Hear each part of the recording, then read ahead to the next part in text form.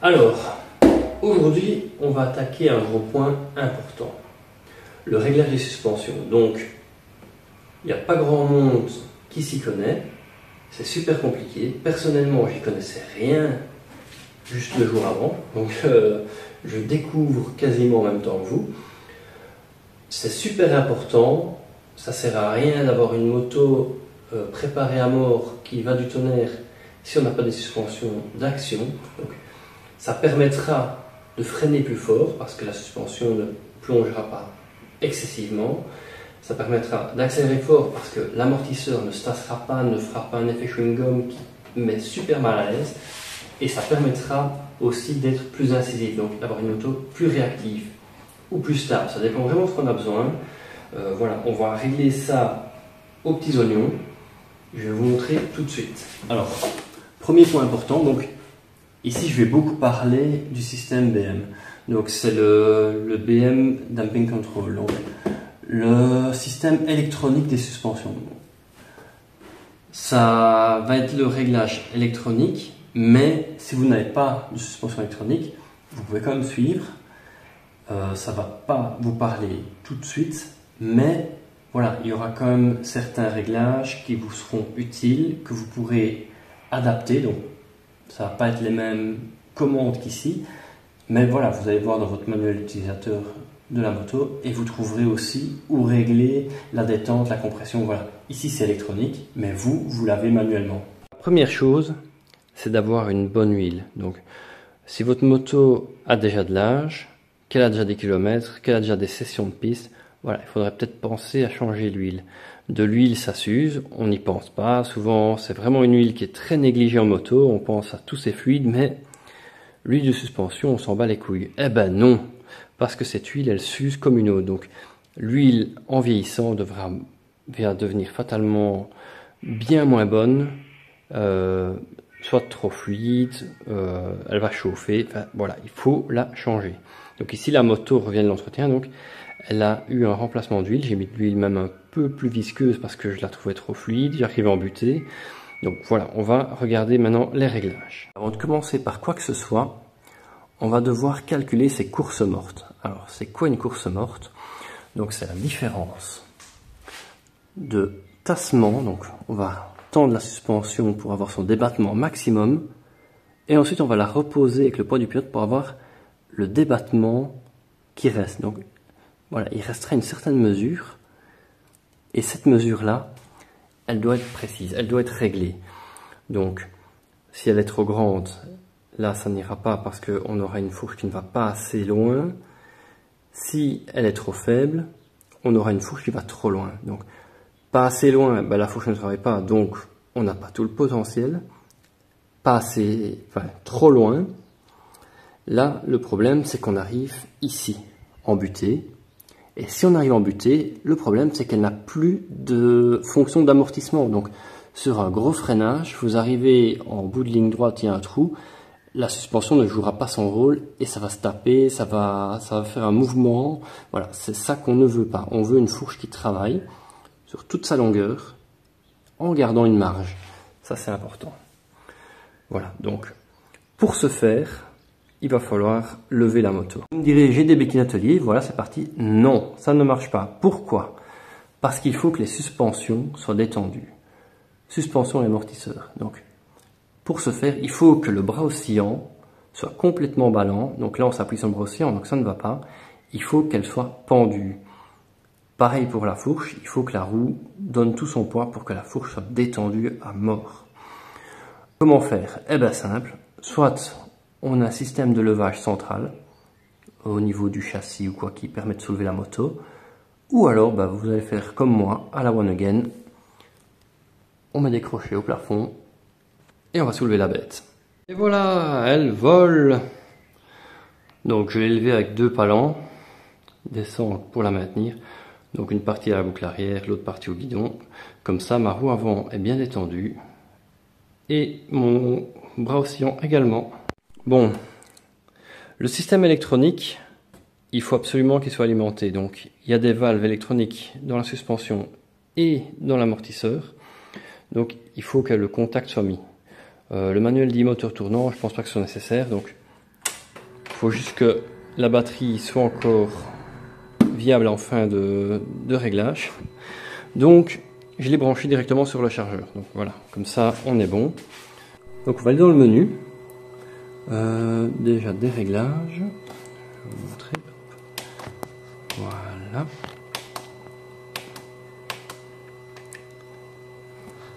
Circuit. Hop. Race Pro. Donc voilà. Et bien on va configurer tout pareil. Donc on va mesurer les courses mortes. Pour ça on va utiliser le mode Race Pro 1. Vous faites autrement si vous voulez, je vais vous montrer. Donc l'avant, on sait régler qu'un seul réglage, donc il règle en même temps lui-même la compression et le rebond. Donc voilà, c'est le problème, mais il peut se résoudre si on achète un capteur qui se met sur la fourche avant via Alpha Racing. Donc de là, on saura avoir deux réglages. Mais bon, on va déjà commencer de base.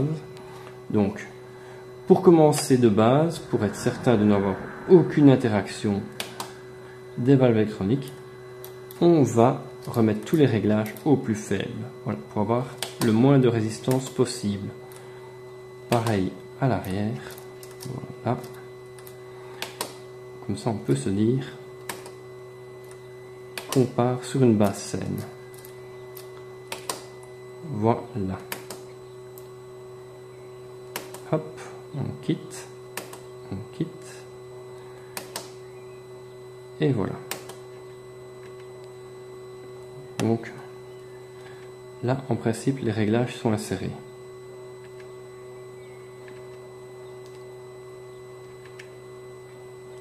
On va vérifier, mais normalement, c'est bon. Voilà, 1. Parfait. Donc, le canon est détendu à son max. Donc ici on va mesurer au pied à coulisse la distance totale. 122 mm. Voilà. On le note bien dans un cahier. Comme ça on a une valeur. Alors pour l'arrière c'est un peu plus complexe. Ça va être la galère d'aller mesurer au niveau de l'amortisseur, vous comprenez bien. Donc ce qu'on va faire, on va prendre deux points fixes. Donc ici j'ai fait un petit point au niveau du bras oscillant, un petit point ici au niveau du carénage. Donc. Et alors, avec 1 mètre, on vient le disposer ici. On a 61,5. Donc pareil, on le note dans le petit carnet. Voilà, donc on a mesuré les longueurs totales, donc on peut reposer la moto sur ses béquilles d'atelier, on n'a plus besoin de la suspendre. Donc maintenant on va passer à la mesure avec la moto posée sur ses roues, donc sur son bras oscillant et sur sa roue avant. Donc comme ça on a déjà le poids de la moto sur les ressorts. Alors, comme vous le voyez, mon colson il est venu en butée contre la suspension, donc ça veut dire que la suspension s'est déjà compressée et qu'on est arrivé là, donc on a déjà gagné un petit peu. On va mesurer donc pour avoir la distance. Fatalement elle va être plus petite, c'est une évidence. Hop. On revient contre le soufflet et ici. Hop. Voilà, on n'a déjà plus que 96 mm. Donc on est à 122 et à présent on a 96. 96 plutôt, on va mettre 97. Allez. Voilà, même chose à l'arrière. On vient reprendre son point de mesure ici, le petit trait, et ici. Voilà. 60,3. Bon, alors il y a plusieurs écoles. Il y en a qui parleront de course morte à vide, donc uniquement le poids de la moto, et de course morte en charge. Donc là, il faut le poids du pilote et de sa combinaison. Il ne faut pas oublier, voilà, faut prendre. C'est peut-être pas grand chose, mais ça joue quand même. Donc bah, je vais toujours les prendre aussi, voilà, comme ça on aura toutes les mesures possibles. Alors pour l'avant, c'est pas bien compliqué. Je prends ma combi, hop, je m'assieds sur la moto, voilà, position de conduite, et on peut déjà descendre. Voilà. Donc, petit repère, le colis-caleçon. Alors, la moto s'est tassée et je sais jusqu'où la fourche est descendue avec moi dessus. Donc voilà, on a notre mesure. Voilà. Si on n'a pas cette technique, eh ben on peut s'aider d'un ami, mais voilà. Ici, on va pas s'emmerder. Hop, je mets au niveau du caleçon 89 mm. Pour l'arrière, ça va pas être vraiment idéal. Là, se faire aider aurait été sympa. Mais bon, voilà, je vais monter sur la bécane à l'envers. Il y aura comme le poids du bonhomme. La combi est sur le réservoir. Donc, voilà, on va essayer de centraliser les masses comme si j'étais en train de rouler vers l'avant. Je viens rechercher mon petit point. Donc, ce qui est bien, c'est que j'ai la protection carbone qui peut bloquer mon mètre. Voilà. Et on vient reprendre mon point ici pour avoir la mesure. Et donc là, je suis à 57,8. Voilà. Voilà, les calculs sont terminés. Donc, on a le débattement total. Le débattement lorsque la moto est posée. Et le débattement avec le pilote. Donc, c'est simplement... On soustrait par rapport au débattement total. Donc, les courses mortes à vide, j'ai 25 mm à l'avant, 10 à l'arrière. Et par contre, avec le pilote, j'ai 33 à l'avant et 35 à l'arrière. Donc, voilà, il y a peut-être des petits réglages à faire, on va regarder à ça. Donc, j'ai pris le manuel d'utilisateur de chez BM pour avoir une idée de leurs conseils. Donc, parce que quand on regarde sur le net, on a un peu de tout et de rien comme idée. Ici, BM me conseille une précharge avec pilote. Donc, c'est celle-ci qui m'intéresse. Une course morte à l'avant de 40. Donc, il me faut plus de course morte. Tandis qu'à l'arrière, il me préconise une course morte de 30.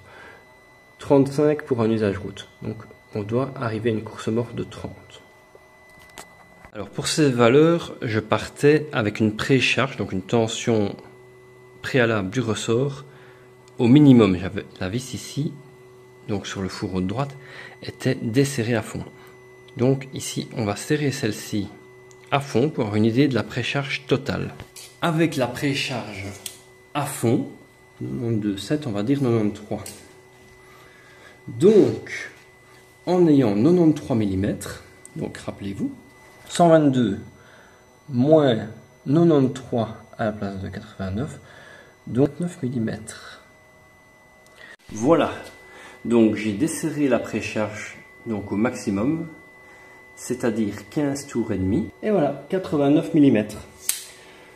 Donc, ma course morte minimale, enfin maximale, c'est 33 mm. Je n'arrive pas à avoir mieux. Ce qui veut dire que d'après BM, mes ressorts ne sont pas indiqués pour mon poids. Donc il me faudrait des ressorts qui me permettraient d'avoir plus de débattement donc, pour arriver à 40 mm dans l'idéal. Voilà, j'ai réglé la précharge au max. Donc, on a fait le travail quelques fois. Combinaison plus pilote. Et on reprend notre petit réglage. Donc ici. Tac. Donc maintenant, j'obtiens une autre valeur. Donc ici, je suis exactement à 590. Donc voilà. Donc la course morte Pour l'arrière, j'étais à 35, BM recommande 30.